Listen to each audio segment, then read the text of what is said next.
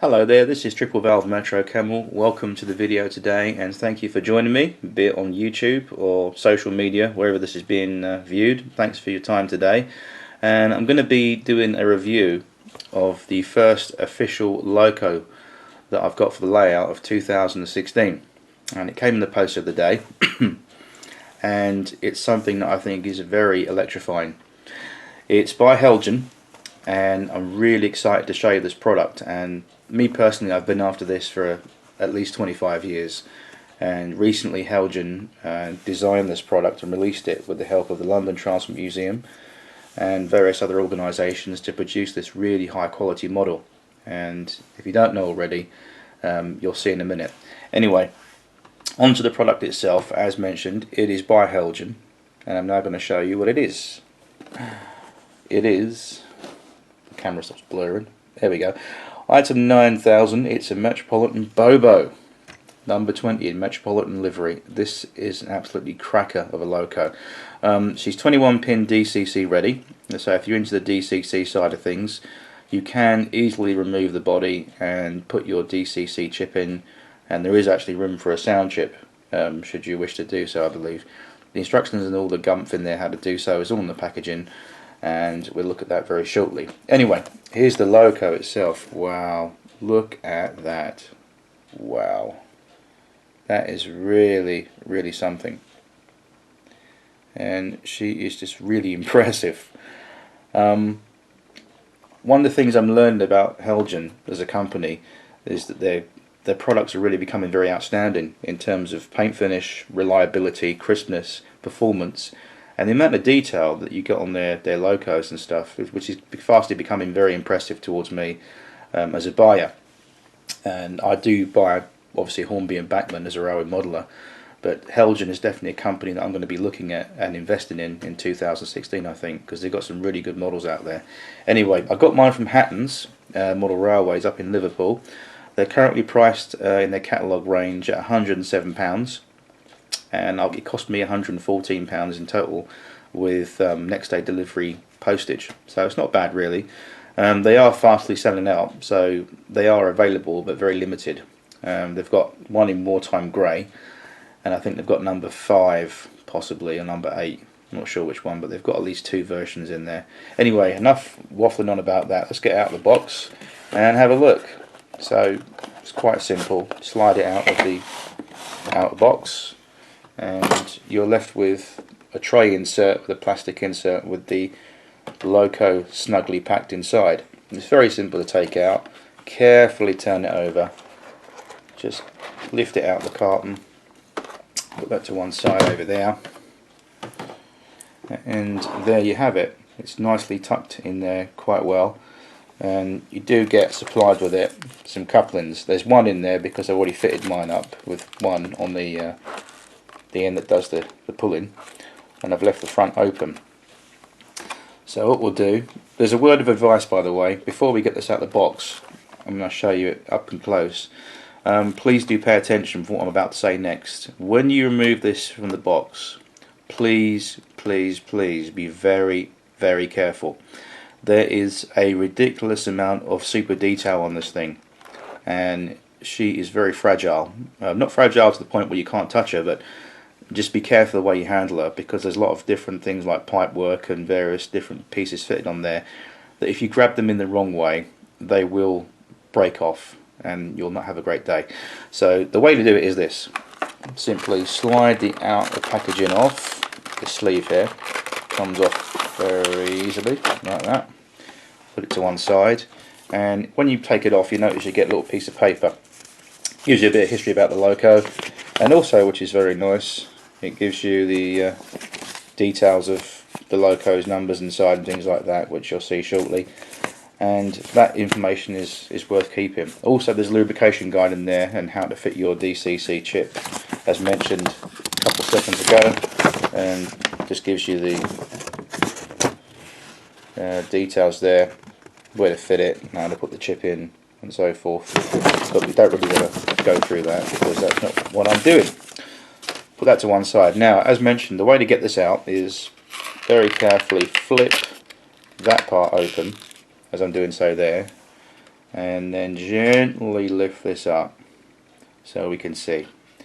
Now the way to pick her up is, if you see these two windows here, in between there's a louvered slot or a louvered panel that matches the rest of the loco. In that area, that's as far as you want to go, so it's the edge of the roof, and just below there, in that area, you can pick her up like so, quite securely and safely. Because underneath my thumb, in this area here, there's a lot of pipe work. So what I'm going to do, I think the best thing for me to do here is to stop the camera and bring the camera down at eye level, and we can have a closer inspection at this loco. So grab yourself a cup of tea or coffee, and I'll see you in a mo.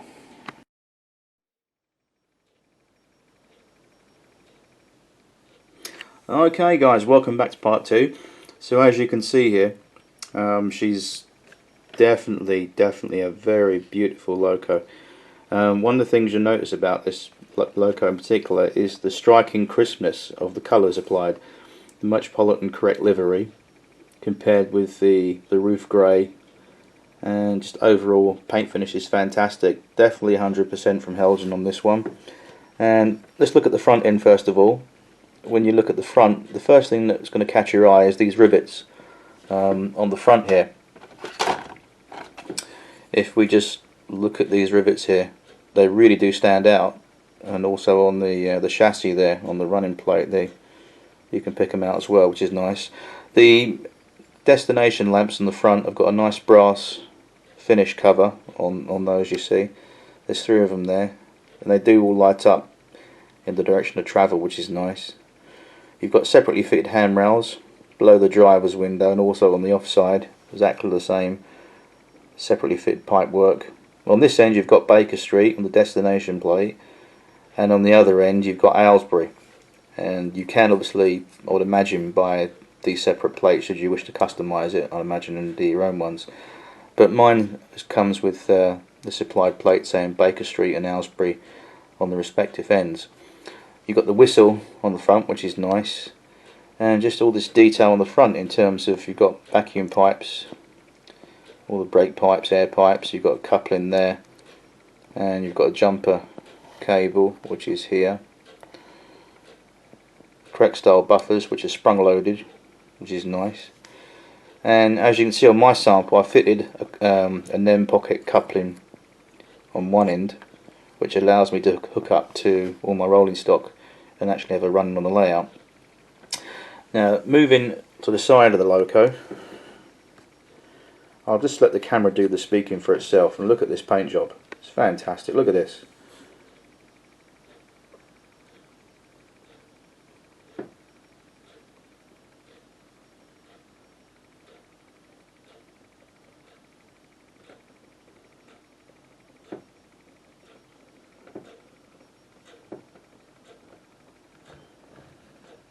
That's really nice.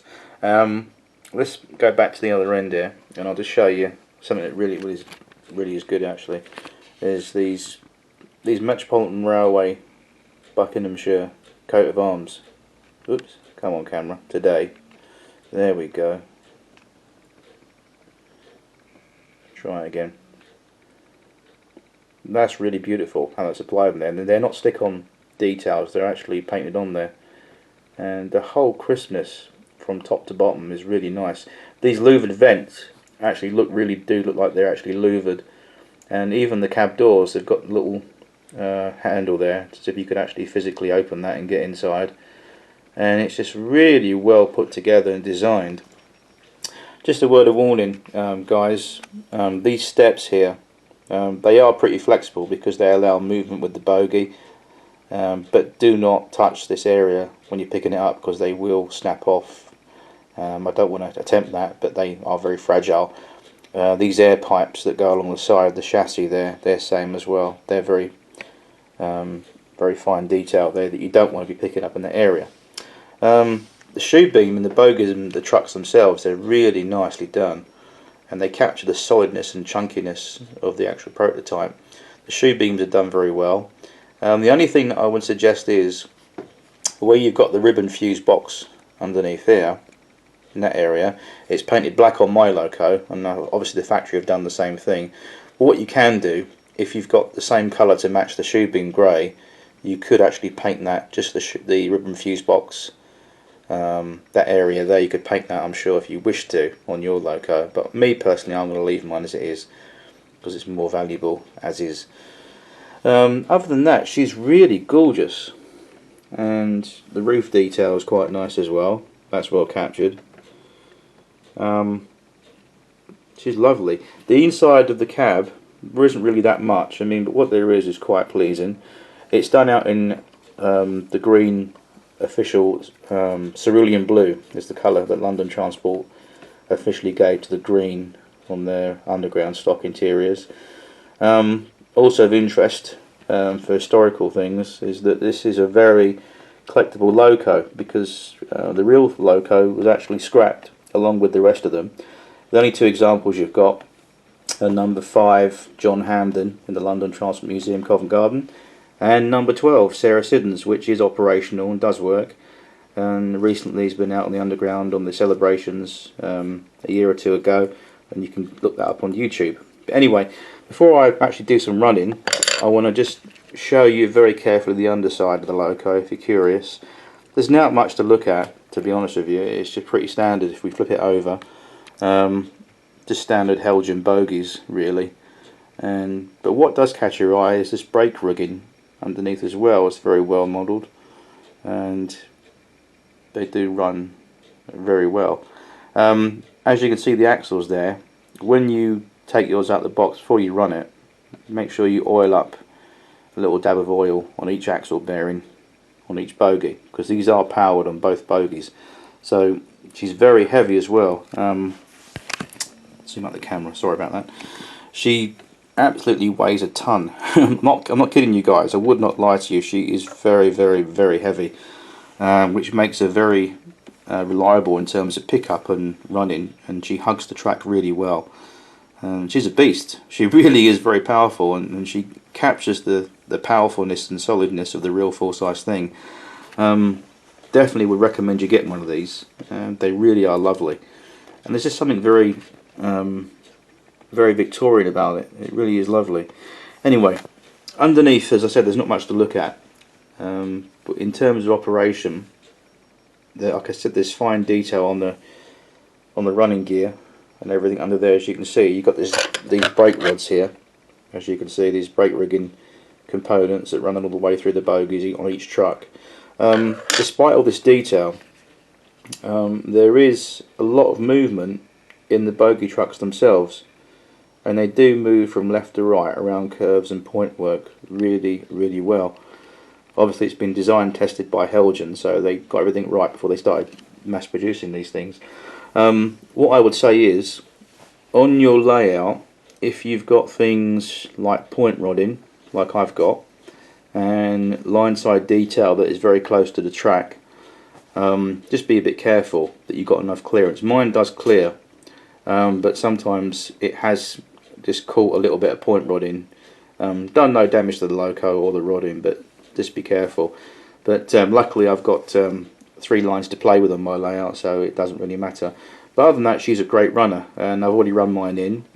Little word of advice: if you're going to get one of these, and you do purchase one and get it on your layout, make sure you run it in half an hour each way in both directions. So when you run it in, oil it up, lube it up the wheels, and then run it one way half an hour, stop it, put it in reverse, and run it half an hour the opposite direction. That way the gears and the motor will all bed in nicely, and she'll run like a treat. And she is very quiet, and she's not noisy at all, which is a shame, because these beasts are noisy in real life, as some of you may have seen or heard from seeing the real thing. Anyway, that's enough about that. I'm going to do quite a lengthy lot of different camera shots on the layout of number 20 running. This one's called Sir Christopher Wren, and I'm sure that it will be a great addition to your collection. Everybody's going after number 12, which is the one everyone wants, and unfortunately I think that's becoming like rocking horse manure. It's very, very rare, so I'm like myself, I'm after it.